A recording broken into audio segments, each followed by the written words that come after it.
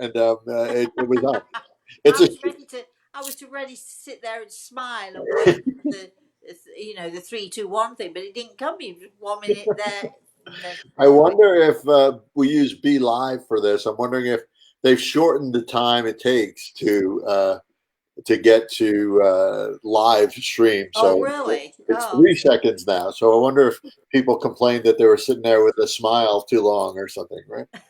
yeah. I was getting prepared. It's odd, really, because you just get used to a thing and they change it, and Yeah. YouTube's the same. This one is the same.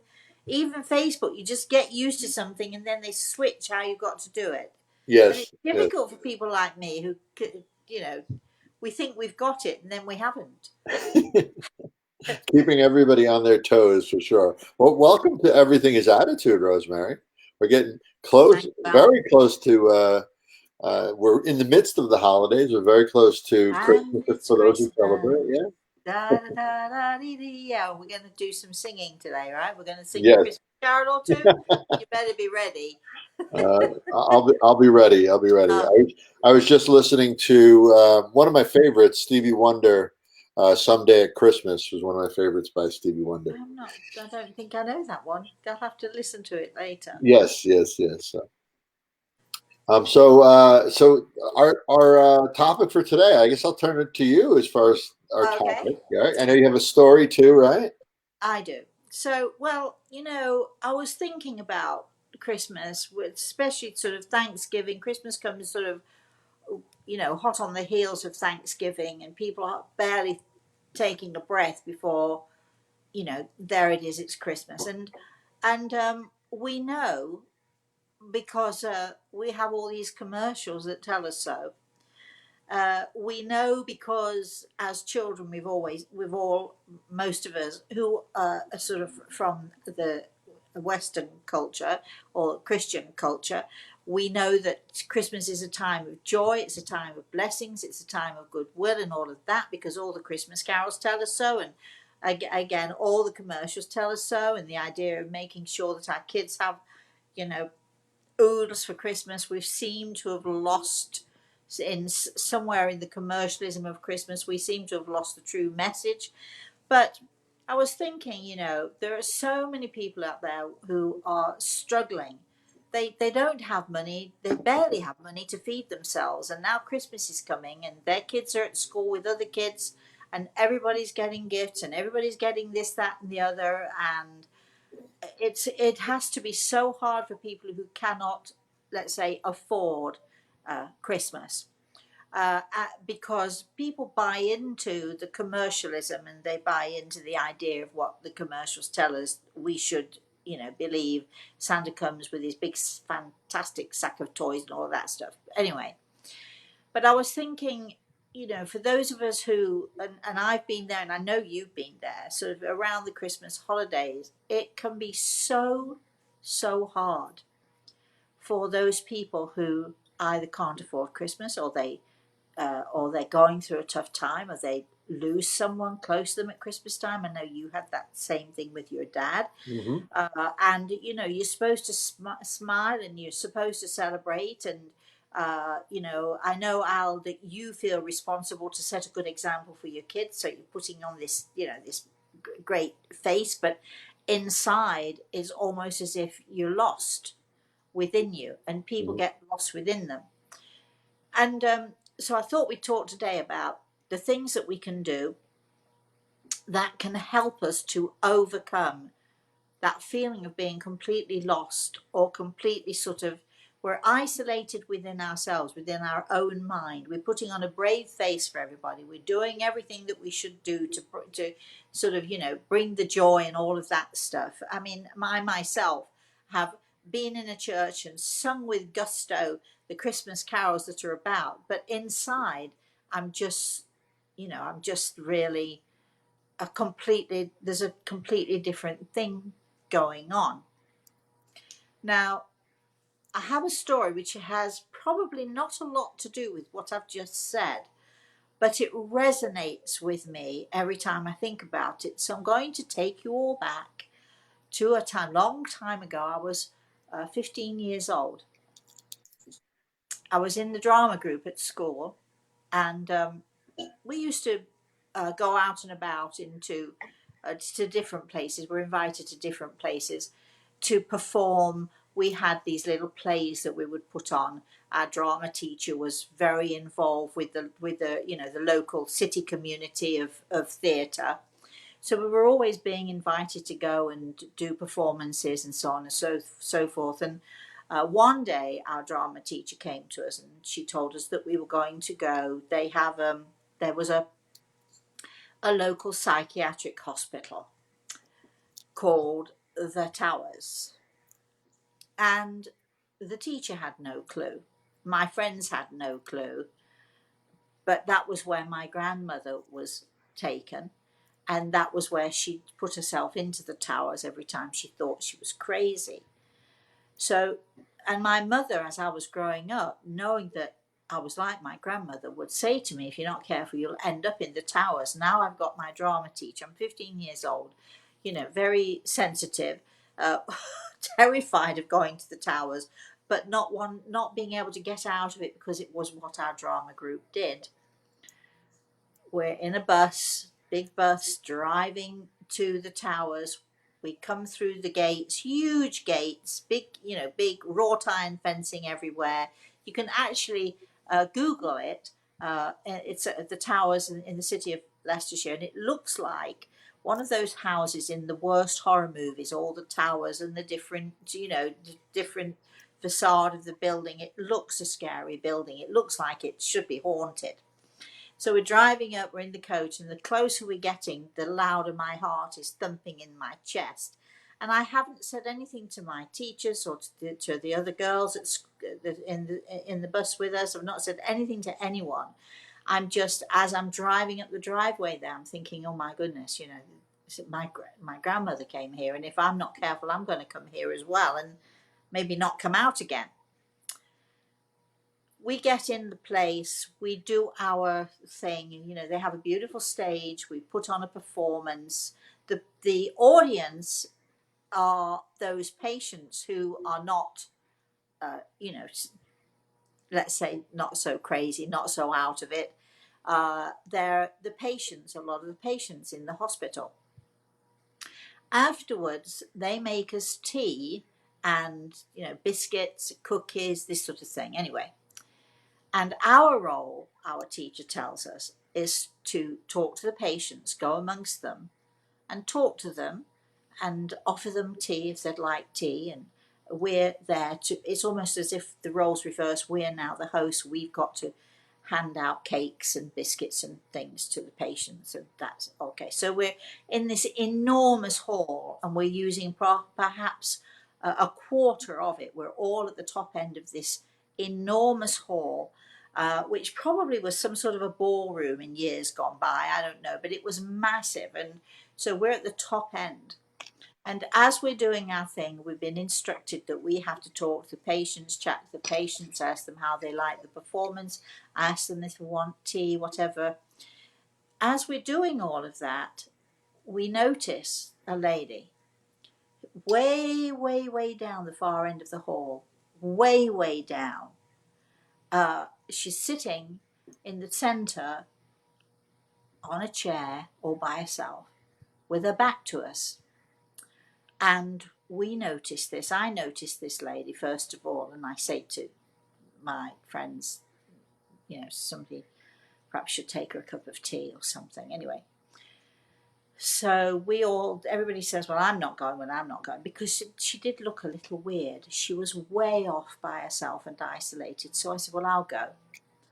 I remember walking down towards her, and I remember for some reason feeling extremely nervous. I don't know why, but I felt really, really nervous. I walked all the length of this room, this long room, and I came to face her. She was wearing a sort of a dark, probably bluish, navy bluish dress with little white flowers on it. Her hair was black with streaks of grey. And it looked like somebody had put a pudding bowl on her head and cut around to give her this strange haircut.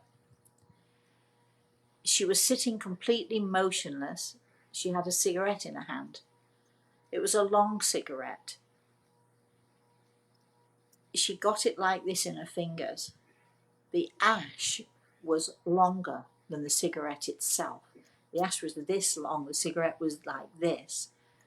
She was sitting so still and so motionless that the ash never moved off of the cigarette. And I'd never seen anything like it. I was 15 years old. It was a weird experience. So very quietly and gently, I said to her, "Excuse me, can I get you a cup of tea?" Nothing. Not a blink. Nothing. So I waited a moment or two, and then I said to her, "Excuse me, would you like to have a cup of tea, or maybe if I can get you a biscuit or something to eat?" Nothing. She didn't blink, she didn't move, nothing. I was about to ask for the third time. I didn't quite know what to do. And I felt a nurse come behind me. And the nurse said in my ear, "Don't worry, love. She's not at home today." Mhm. It was the saddest thing. It was the saddest, saddest thing. I wanted to stay.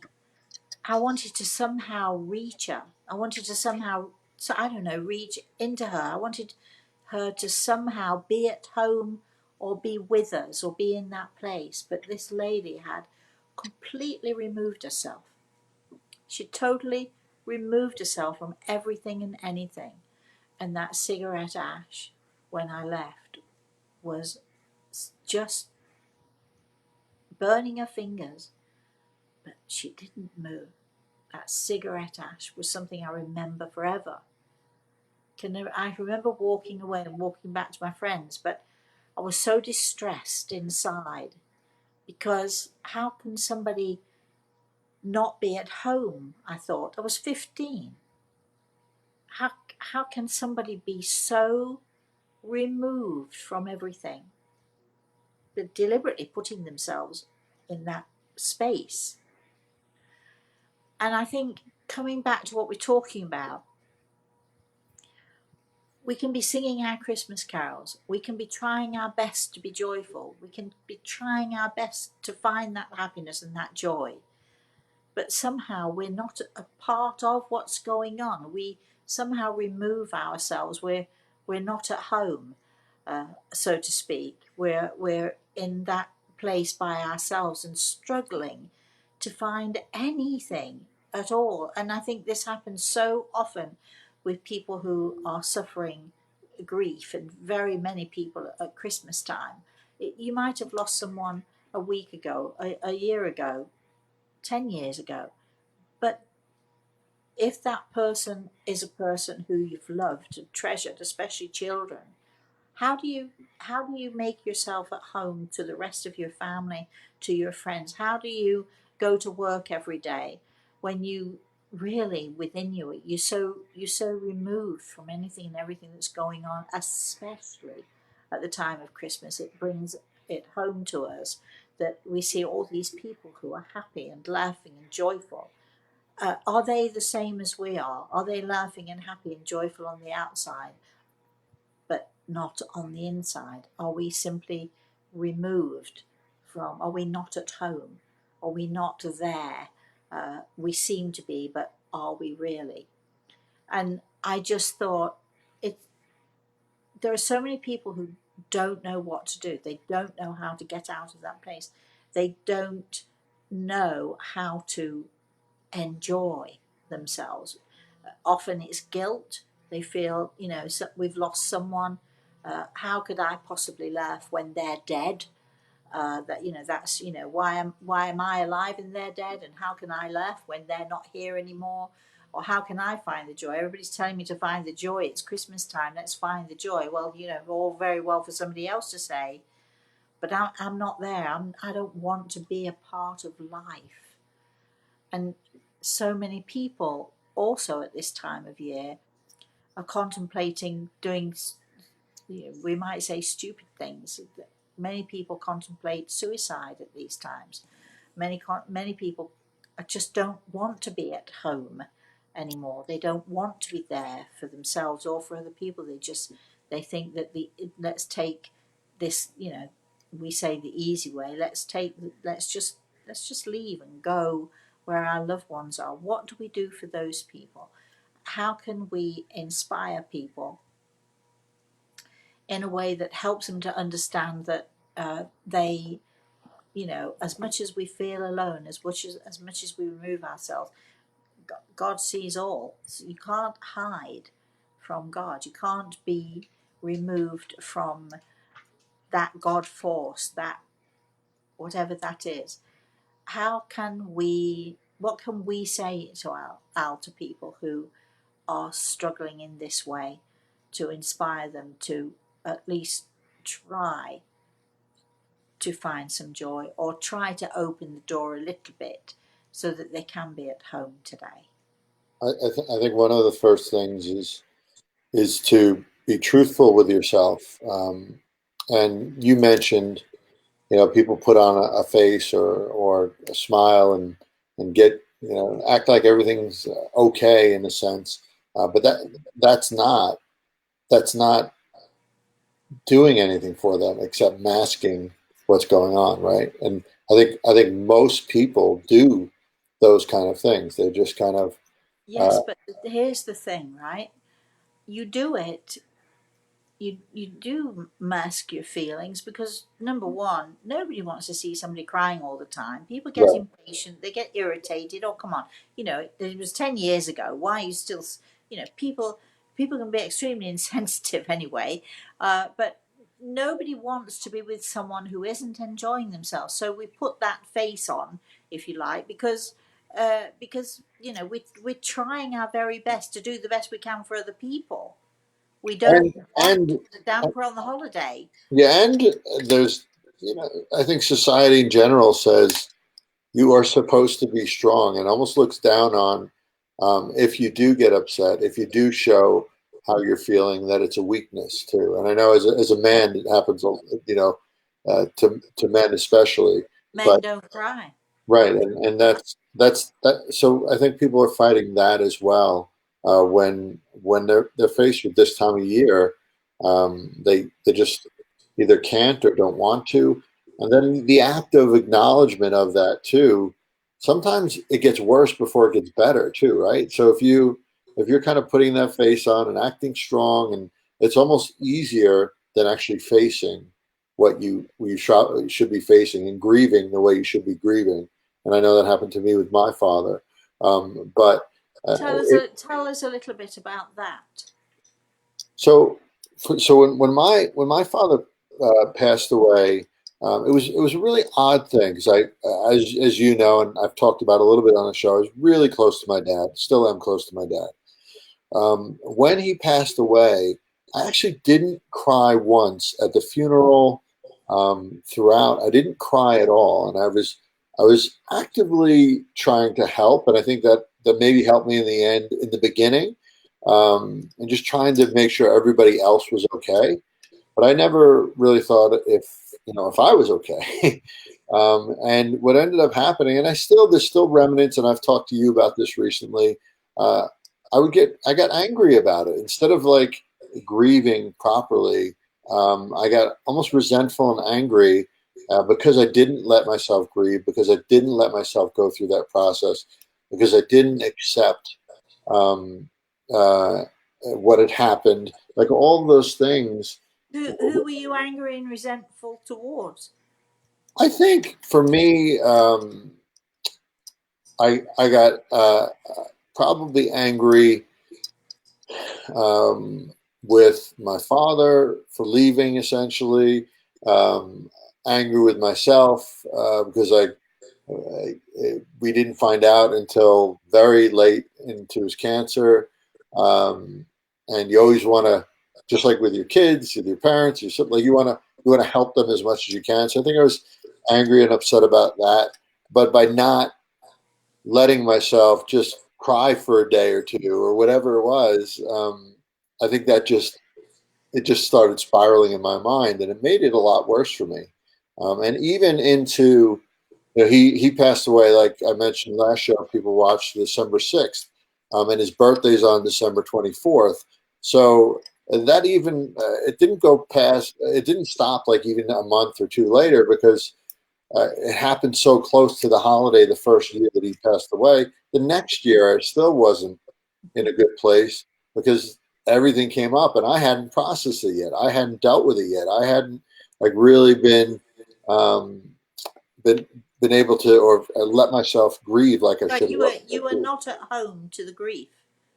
I was not. I was distant to the grief. Right. I was very much um, resisting the grief, if you will. Right. I was resisting the healing process. I was resisting all of that, and it's gotten better. But even I've had discussions as recently as a few weeks ago with you about this, and one of the things that helped me enormously, and I've told you this, but I'll just repeat it is um, when people do pass, I think for myself, I was upset that my father passed away, and sometimes I still do get angry about it, and I'm like, couldn't he have been around just a little bit longer? But number one, we don't know what that would have meant for him and his happiness, and also like when they are in the spirit world, and they are enjoying themselves, and we should have and we should have joy in that, should or could have joy in that too, right? Like since you've said that, and I've thought about it here and there, but when you said it to me, it really made it concrete that he's happy, and he's happiest actually when he's doing great stuff out there in the universe, and we are happy too, right? And it's just this exponential effect. So that was something that I think helped me this year more than ever uh, be more okay with it than I have been in the past, and less angry than I was in the past about it. That's helped me a lot as far as loss goes, as far as dealing with loss and um, So enjoying his memory. understanding then that death isn't the end. Really understanding that those people who you are grieving for uh, are actually grieving for you because you're still going through that process. And the sooner we can let go and understand that the happier we are, the happier they are, Right. right? And it's not letting go of them. I think when you say let go, I think a lot of people say, I don't want to let go. I don't want to let go of them. I don't want to let go. Well, really, people don't want to let go of what existed before they passed away, right? Before, like don't want to let go of the life that was with them in the physical world. But Right. if they could let go of that piece and just move into this other space where, hey, they are really okay, more than okay, right? I mean, everybody says they're okay in the spirit world, but they're more than okay. um, But people don't just get depressed because they're grieving. There are people who, opt out of life or opt out of the joys and they don't know how to they don't know how to come back to it. They might have had there might have been abused wives or abused husbands. They might have been sort of financially completely ruined and lost everything. There are whole lots of reasons why people become so depressed that they stop being at home to what is going on. Let's say yeah, they just well, withdraw within themselves, I think and it's sometimes, like this lady I was telling you about, sometimes it is so the withdrawal is so deep and so absolute that even the cigarette ash does not move.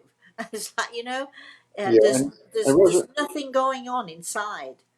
And you see why. Like I think if I could share, I've shared this with some people already, and we've mentioned on the show. But one of my children, Justin, is actually going through a lot. He's diagnosed with a couple different things with his immune system, and he's been going through a lot just with growth, with nutrition, with all this thing. And we've been doing this for a long time, and he's been getting a little bit better the past couple of weeks, but recently he's gotten really bad. He's been really sick, and when things like and when you you know when your child or your grandchild is ill, it's really challenging. Like for me, for these past couple of days at least, I've I've not been in the place where I feel like enjoying Christmas or that the holidays are even around us. Or yesterday was his birthday. 3 days before was my birthday. So like, but we when something's going on in your life that impacts you, and especially if it's with someone close and or child, your own child, that you can't figure it out, it is challenging to go into that place. I think I told you I started my day today. We knew I knew that he was feeling awful. I had to go to work. On the way to work, I got rear-ended, and but even that, like the first thing I did, the guy rear-ended me, and it was a kid. I got out, and the first thing I said to him was like, "Hey, are you okay?" And he looked nervous because I'm a bigger guy, I'm an older guy. He didn't know like how I was going to react. Uh, but those are the kind of things like our attitude. Like I had a choice. Like I could have vented everything to that kid and screamed at him. What were you doing? Were you looking at your phone? Like I could have All of really your did this to him. frustrations you could With have let all the loose frustration. on Yeah, him, which exactly. of I could have. course a lot of us do that, you know. Right. Which I have done in the past. I'm not going to Yeah, say I'm not yeah, infallible. yeah, yeah. So, but to so for me, the this is it's a lot to go through as a parent and to see more importantly like what your child is going through. But for me, I just I if I let myself get there, if I let I go get really negative into that spiral like we've talked about before, then how does it affect my son and how does it affect me, right?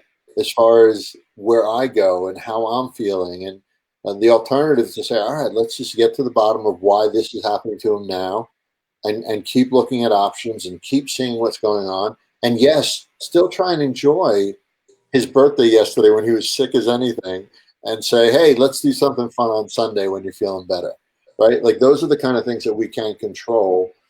Even if you can't control the moment and what you're going through, you can, like we always say, control your attitude and how you're reacting to these things and trying to put yourself in a better place. And that's what I'd love to hear, from you as well. Like, how do we put ourselves in a better place when things like this are happening to us? And by default, we kind of say, "Oh, I don't feel like being happy." Like you mentioned, I don't have the energy to, or I don't want to, or whatever it is.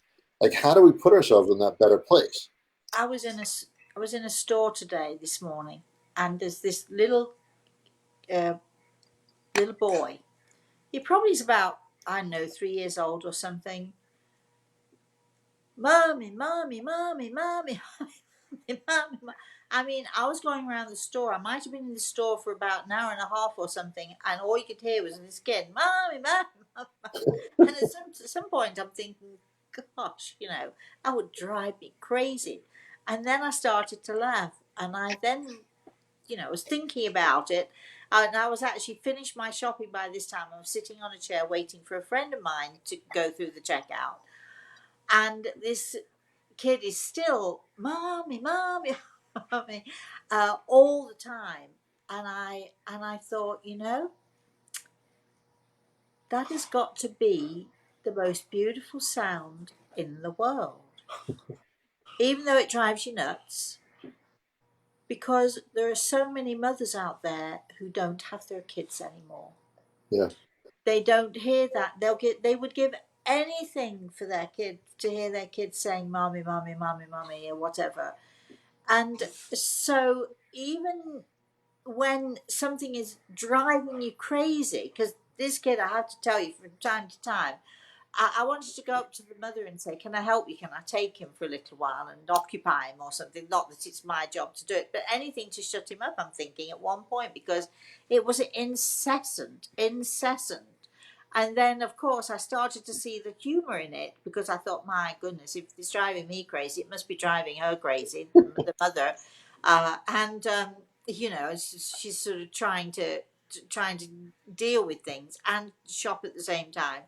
But then then when you really start to think about things, and you think, I remember when I had my several miscarriages before I had Samantha, and I was very ill. I had my kidney issues and two major surgeries, and then miscarriages, and then the women's all sorts of stuff went on with that, and I can remember being really desperate and just sort of sitting by myself for hours and hours, days and days. I mean, I was sick with the kidney stuff as well. So I mean, so I was not in a position to go out to work. I was not in a position where I could go and do something, and I just sat there and became more and more and more depressed. And the idea of having a little child calling to me at that time would have it was that was the miracle I was wanting. That was the miracle I was looking for. Some people never get that miracle.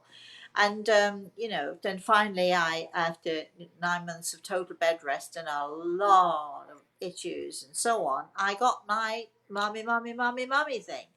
And now we have Mosey. So, but during the hard times that which is your grandson, if people don't know that, right? yeah, he's my that's I'm Mosey. I'm yeah. Sorry, did that sound weird, Al? Sorry, I'm Well, very lost with I know it, words. but not everybody would.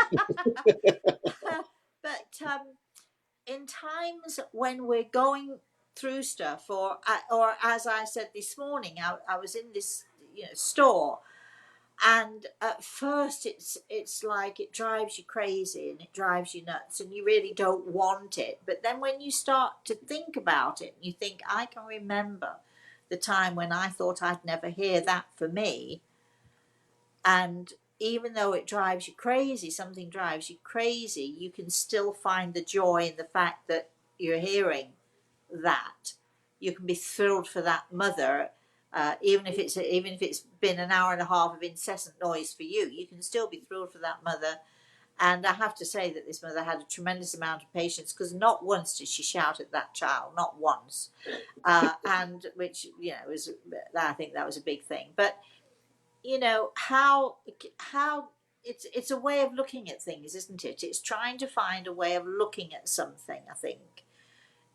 When you get to be down and you have your own issues, I think it's so important, if people can try very hard, and sometimes it's impossible, to look to remove themselves from there, sort of to open the door, to sort of step out, and instead of this, the story I told, this lady was so obviously into what was going on with her, and I don't know her story and I don't know what drove her there. So I'm not being critical of the fact that she did that by any means, but you can go in and in and in and in, but what you're doing is you're focusing on the issues that you can't handle, the situation that you can't handle, and it becomes, even though you don't want it to be, it becomes all about you and your grief and your pain and your heartache, and you can just lock yourself away from that. And somehow I think, one of the remedies is to literally force yourself, if you have to, even if it's for a moment in a day, a nanosecond in a day, to just sort of put yourself in somebody else's shoes and see in how can we help them, or how can they cope, or how lovely to see that little child smile, whatever it is, to open the door to sort of to come home to the reality, as opposed to not being at home and not wanting to be at home. Do we have any comments, Al? We Anyone? don't have. We actually don't. I don't know. Maybe it's the time of year. We have Luciana is the only one so far that's here, and she just said welcome, and she said yes, sing again too. So I guess we did the last time we sang. Okay. Yeah, But no, but no I one think else it is on the so time of far. year. What's I that? think it is the time of year. Everybody's out shopping or getting ready for Christmas or doing something or another for It's funny because I was thinking, I was making appointments for next week, and I think after Christmas, a lot of times people will go through those after Christmas blues, sort of like everything is over and it's kind of sad, especially when people have to go back to work. They contemplate life, and is this what I want to do, and am I happy, and all that stuff. But Well, of course, New Year does that to you, doesn't it? yeah, that's New Year's exactly right. resolution. It makes you look back on what you've been doing for the year, and how and what you've been dealing with for the year, and so on. Yeah, and the thing that would really was on my mind, and I try to do this every year, is to next week. It's the week before Christmas, or a couple days before Christmas, and uh, I was like, you have to cherish like the time. It's a very short time, like this time of year, and you really do have to. If you spend even a day in that negative place, it's a day less that you could really cherish what could be this amazing time of year, because there is a lot of joy in the air too, right? There is a lot of like, so I was like, wow, it's already the 13th of December. I was like, before you know it, this season's going to be over. We'll wait another year. But to just remind myself that, hey, just enjoy this weekend, enjoy next week, the getting up to it, the getting, right? Taking a step at a time, Exactly. and trying in every moment to look for something that is positive. And it's hard, but I truly believe, and hopefully want to inspire people to believe that they can do this. You can do it for yourself. They can do this. and They it can and it could inspire. be and it could be really little things, like we sang a Christmas song last week. Maybe it's listen to a Christmas song. Maybe it's look at the holiday lights and drive around and just admire all the beautiful lights. That I mean, because just the holiday lights, it's a beautiful thing. Even if it'll bring up a memory about you doing it with your husband or child or whatever. That's a good thing too, right? It's a connection that you could say, oh my, I can't look at the lights because I used to do it with so and so, or you could say that's beautiful, almost that looks just like I we used to remember do. when I Yes, used to look at the exactly, lights with him, and exactly. he would have this reaction or that reaction, and it's okay. It's okay to cry, and I Yeah, think people say they can't do it because they don't want to cry, because they don't want everyone to see that they're upset. But you need to show that side of you so that people can help you if you need help, or they can sympathize, or often empathize with you in those moments. My neighbor lost her husband fairly recently, just 3 or 4 weeks ago, and she was saying that her sister-in-law, who's lovely, I've met her, that her husband's sister, said to her, you've got to decorate for Christmas. You've got to do some decorating for Christmas. And she said, but I don't want to. She said, why would I want to? She said, well, you've got to sort of have a, to celebrate. And she said to me, and what have I got to celebrate for Christmas? But she took her sister in law's advice. She went through some of the Christmas stuff and ended up crying her eyes out, and decided not this year. But that's all right, right? It's okay. She he tried. tried, exactly. He She tried. tried. It didn't work. It's okay. You're entitled to cry. You're entitled to cry your eyes out. But that's okay. That's the okay thing to do. Um, so I don't know. I think of all the parents. I support St Jude's.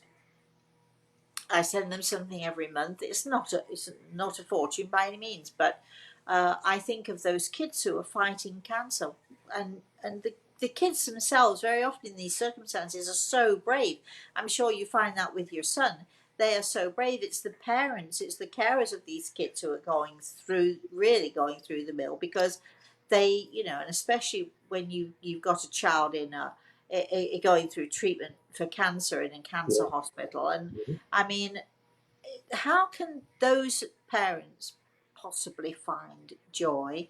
And I think one way to find joy is to find joy in the memories,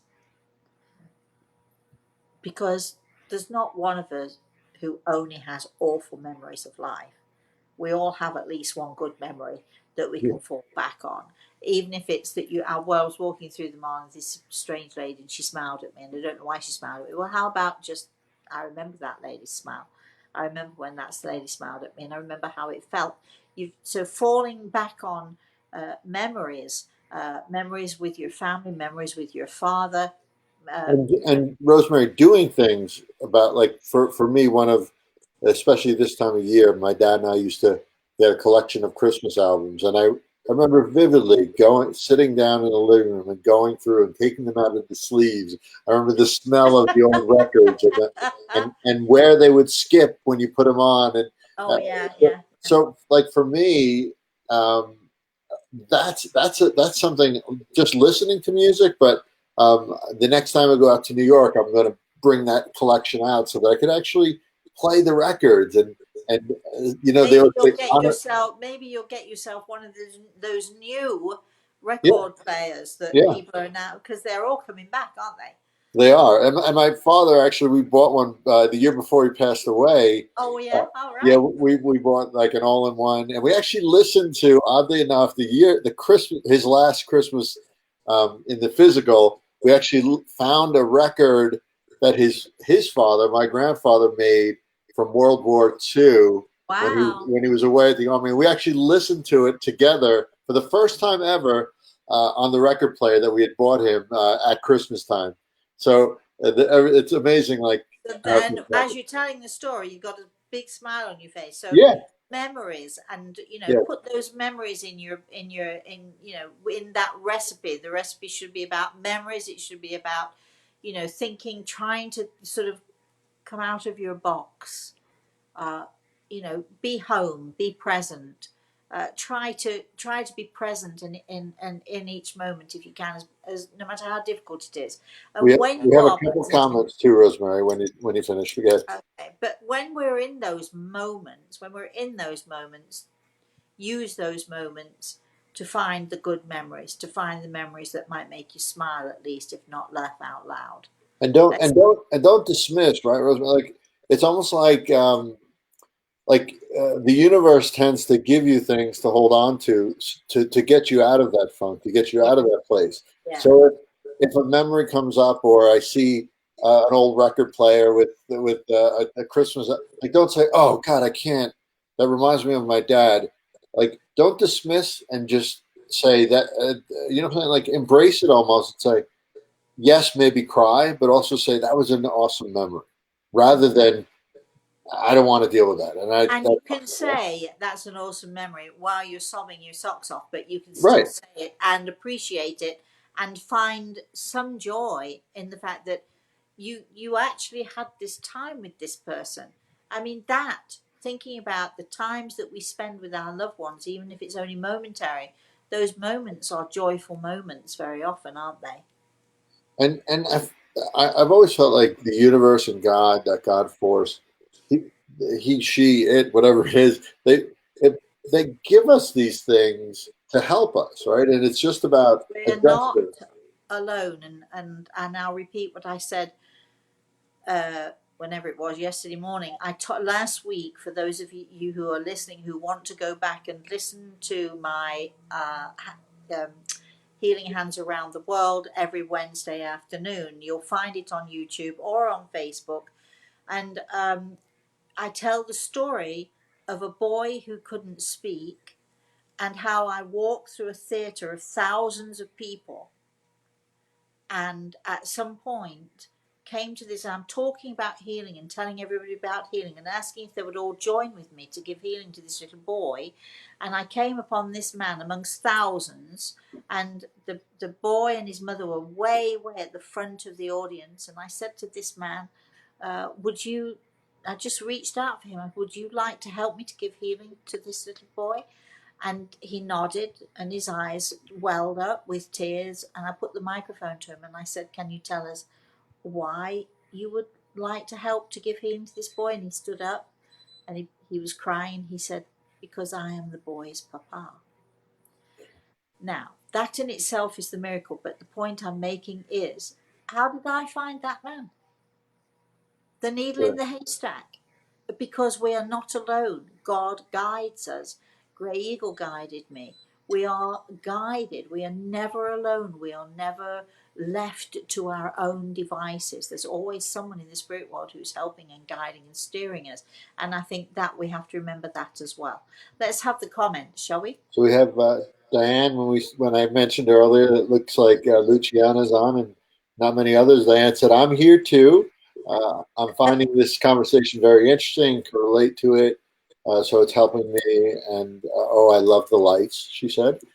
Then we have Debbie here with a few comments. Important discussion of all the emotions you feel this time of year. She misses her mom so much this time of year. Christmas was her holiday. I cry but smile for those happy memories. Brilliant. Try to be grateful, which is really a key ingredient, right? Yeah, I think so. Carry on some of her traditions to my kids and her grandkids Yeah. to honor her. And that's especially at this time of the year. If you do have traditions, I made a lot of our traditions. The things that my daughter and I do, we always have a Boxing Day gift.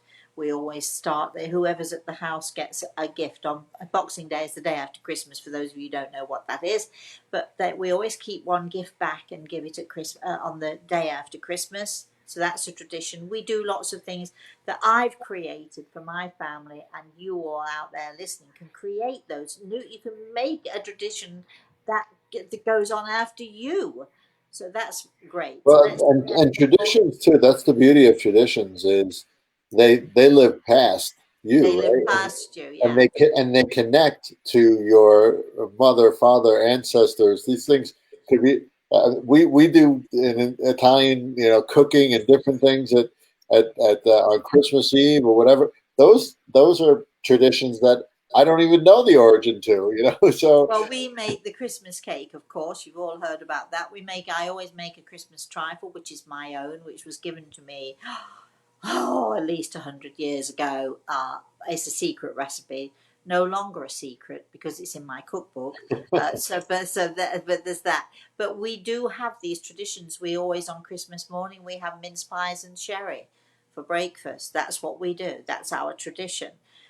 Samantha will make her own traditions with Reese. So these are memories.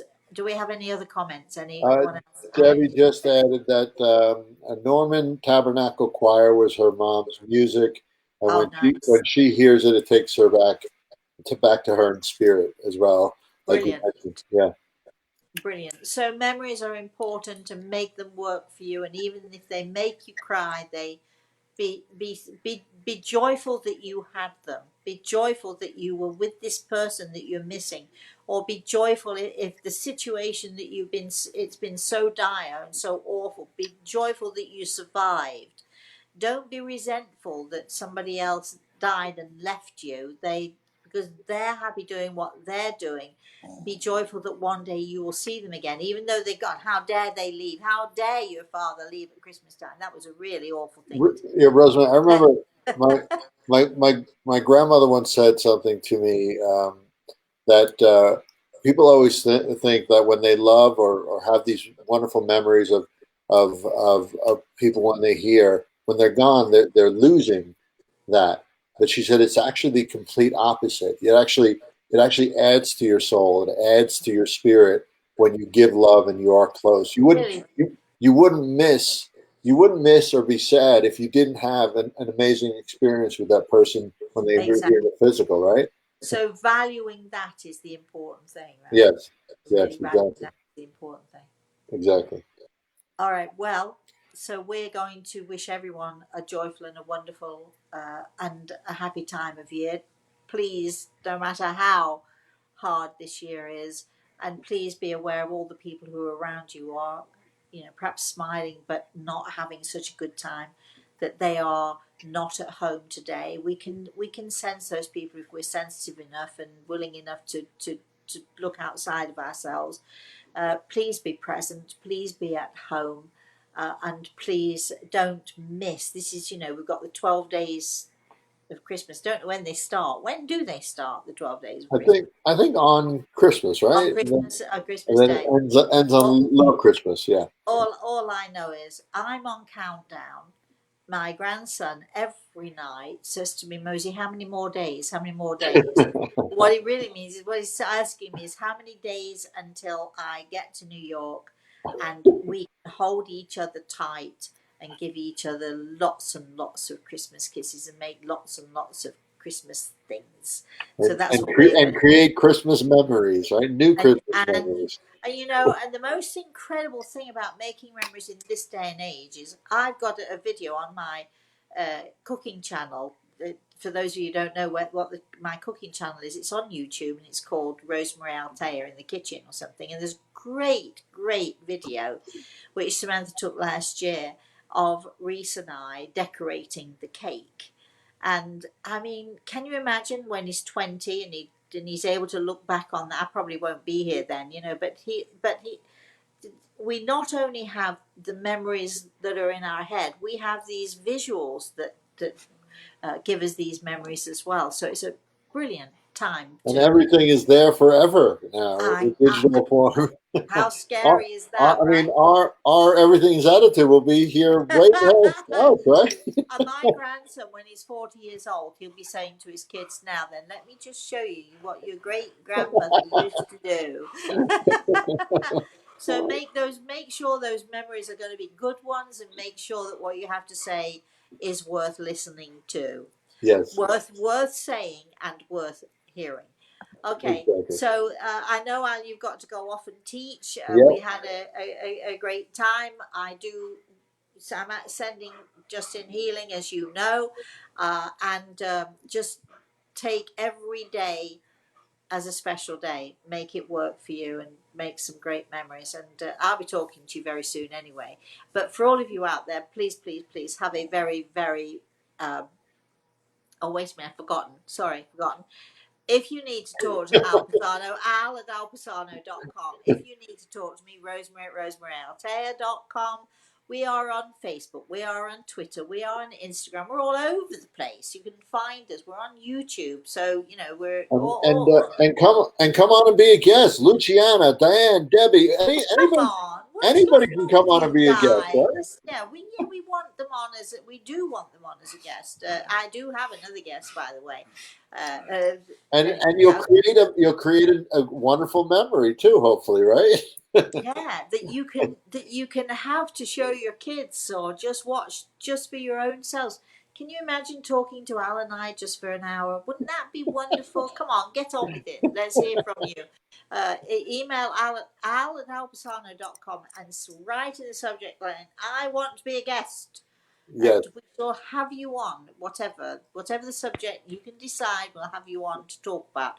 All exactly. right. So if you do want to get hold of us, or if you want to find anything more about me, also Rosemary at rosemaryalte.com, and you can find us all over the whatever that is. What is that? The media, whatever that is. Anyway, Social find media, yeah. even that social media. I know it was something like that.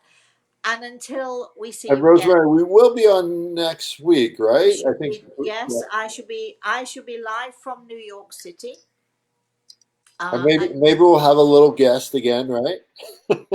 you might see my grandson, yes, because he loves to be on the show. I'm not sure if he'll still be at school. I don't think he will be, but anyway, we'll keep our fingers crossed that he does that.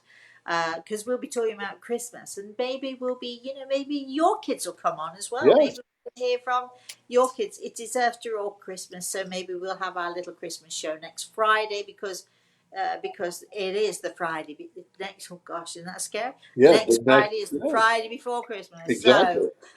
So until we see you again, please don't be afraid to email us or connect with us in any way that you like. Please have a very blessed rest of the day, and also have a wonderful and a very blessed weekend, everyone. Don't get stressed out. Don't do too much cooking. Don't worry so much. Things have a habit of getting done. Just take it easy. Let it. Enjoy the holiday weekend, right? Enjoy the weekend Yeah, before the because this holiday. Yeah. coming weekend is also is it the weekend before? No, we've got one more before then. All right. So anyway, and we hopefully will see you maybe on Thursday with our the Spirit World Sees All, 11 a.m. Eastern Standard Time. Next Wednesday, I'll be giving you another story on our healing healing hands around the world. That's Wednesday. We usually do it around 1:30 in the afternoon, but we put it up on YouTube, so you can see it. Just connect with it. You can see it at your leisure. And there are some good stories there, and I should have a good story for you next week. And of course, we will be back in next Friday, and I think that's it for all the notices. Yep. So just have a very, very blessed rest of the day, my darlings, and we'll see you very soon, right, Al? Yes.